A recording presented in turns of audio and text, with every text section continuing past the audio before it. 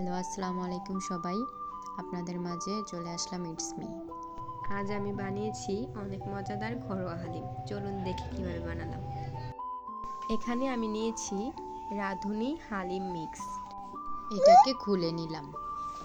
খুলে দেখলাম এর মধ্যে দুটি প্যাকেট আছে। একটাতে চাল ডাল যাবতীয় যা কিছু আছে, আর আরেকটাতে আছে মশলা।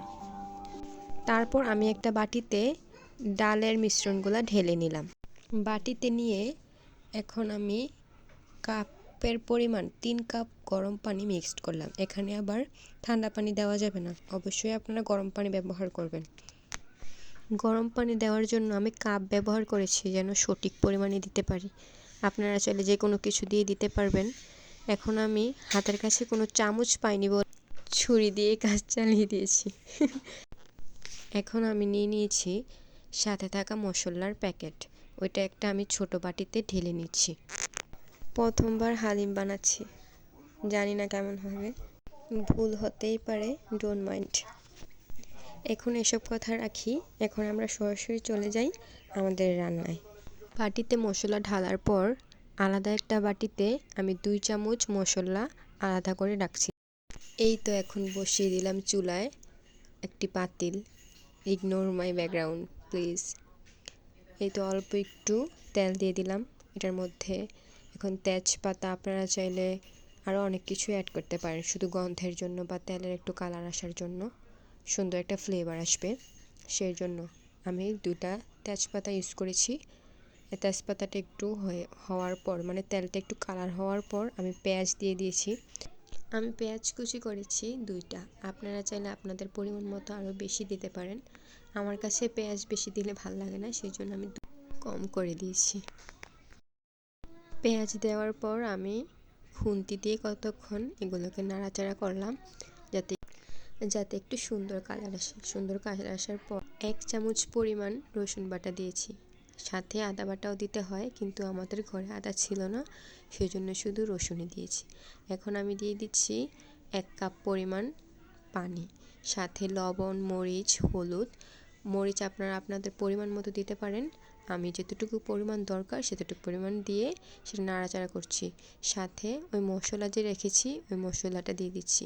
দিয়ে আমরা নাড়াচাড়া করব কতক্ষণ, প্রায় 10 মিনিটের মতো নাড়বেন। কতক্ষণ নাড়ার পর 2 কাপ পরিমাণে পানি দিবেন, তাও গরম পানি। অবশ্যই সেটা গরম পানি হতে হবে, ঠান্ডা পানি দিলে হবে না। গরম পানি দেওয়ার পর কতক্ষণ নাড়ানাড়ি করে নাড়ার পর আমি দিয়ে দিচ্ছি গরুর মাংস। এগুলো আমার আম্মু অনেকক্ষণ সিদ্ধ করে রেখেছিল। সিদ্ধ হওয়া গরুর মাংস আমি এখন দিয়ে দিচ্ছি, আপনারা সিদ্ধ করে নেবেন।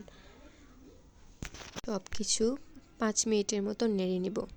নেড়ে নেওয়ার পর এখন আমি দিয়ে দিব ওই যে 30 মিনিটের মতো রেখেছিলাম ডালগুলা, এই ডালগুলা এখন দিয়ে দিব এখানে একসাথে দিয়ে।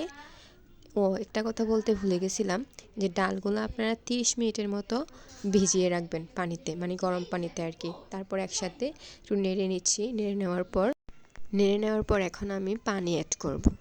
পানি 4 কাপ পরিমাণে পানি অ্যাড করেছি। এখানে একটু বড় মগ নিয়েছি, সেই জন্য আমি 2 মগ দিয়েছি। কাপের পরিমাণে নিলে 4 কাপ লাগবে আর কি। চাইলে আর একটু বেশিও পানি দিতে পারেন, সেটা আপনাদের ইচ্ছা। তারপর এগুলো আমি একসাথে নেড়ে নিচ্ছি।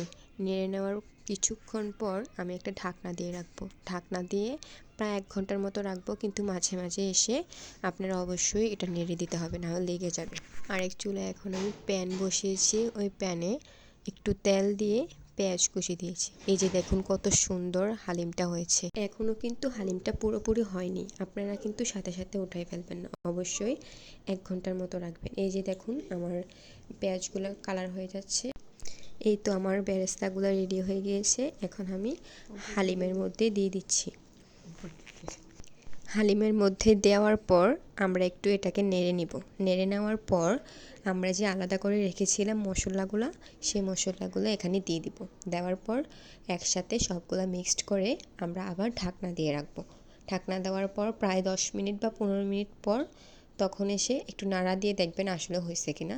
তারপর যদি হয় তাহলে উঠিয়ে নেবেন। এখানে আমি শসা, লেবু, মরিচ কুচি করে নিয়েছি। আপনারা চাইলে ধনেপাতা, তারপর আদাও দেয়, অনেকে আদা দিয়ে খায়, আপনারা আদা দিতে পারেন। আমাদের বাসার কারোরই তেমন আদা পছন্দ না, সেজন্য আমি আদা কাটিনি। আপনারা টমেটো দিতে পারেন।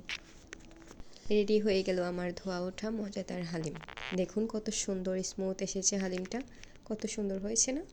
খুবই লোভনীয় লাগছে, তাই না? আপনারাও চাইলে বানিয়ে নিতে পারেন এত সুন্দর মজাদার হালিম। এখন আমি পরিবেশন করছি মরিচ, তারপর শসা, লেবু যেগুলো আমি কুচি করে নিয়েছিলাম সেগুলো দিয়ে এখন আমি পরিবেশন করছি। আপনারা চাইলে আরও অনেক কিছু দিয়ে পরিবেশন করতে পারেন, সেটা আপনাদের ব্যাপার। আমাদের ঘরে যেতটুকু ছিল সেতটুকু দিয়েই আমি পরিবেশন করছি। খুব সুন্দর আসছে না? ইয়াম্মি হয়েছে, অনেক ইয়াম্মি।